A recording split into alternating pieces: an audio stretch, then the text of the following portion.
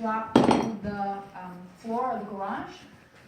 As you look across the top, you can see where the knife is, because this part of the pile has dropped an inch. This is not yet dropped.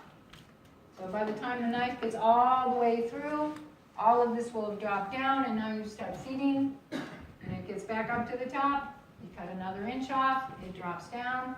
So it's a flow-through system. It is not a batch culture. I think this particular bin is way too deep. This is a good 3.5 feet deep.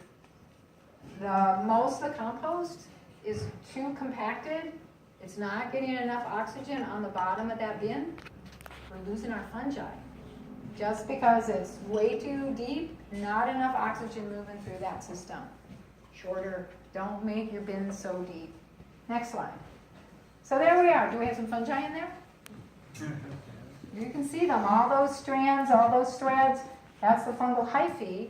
And so it all depends on what is the kind of food that you put into your worm bin. If you're putting 60% woody material, then the worm compost is going to be fungal dominated. If you're putting in all wood material, you're going to have massively fungal. Some bacteria. If you're putting in mostly green food waste material, it's going to be bacteria. Next slide. Just another picture at the bottom. Next slide.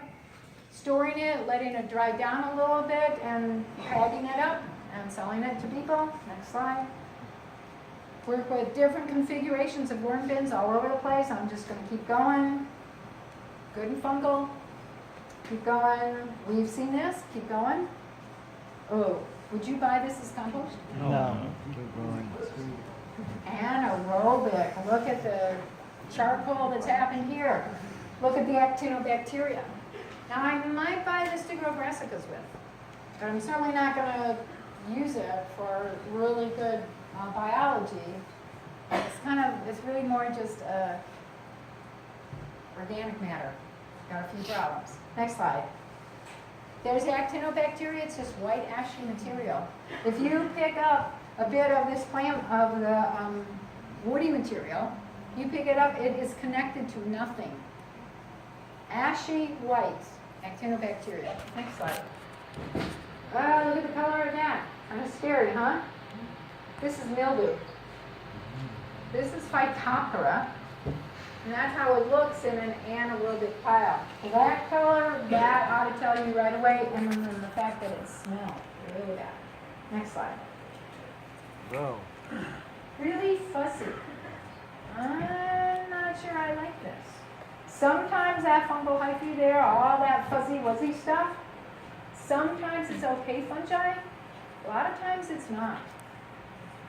So you might want to take a little bit of this material, look at it under the microscope, and make certain that it's good.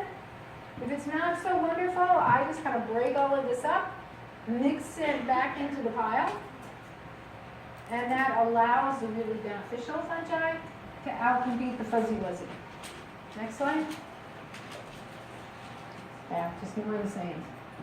Is there a question way back there somewhere? Yeah, how big does the pile have to be to ensure that the process?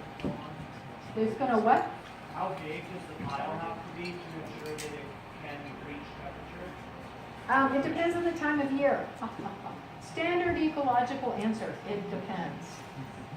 If we're in the middle of the summer, we can make compost piles that are 3 feet by 3 feet. And they will compost just fine in the middle of the summer. Not so good in the fall, not so good in the springtime.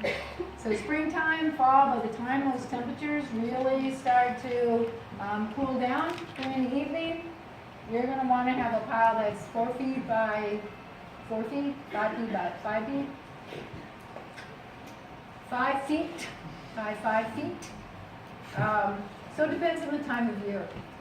The organisms have to maintain thermal mass through a cold night. And that can be very difficult if your pile's not big enough. So that's really the determining factor. Is that good compost? Look at the air passageways. Look at the structure that has been built in there.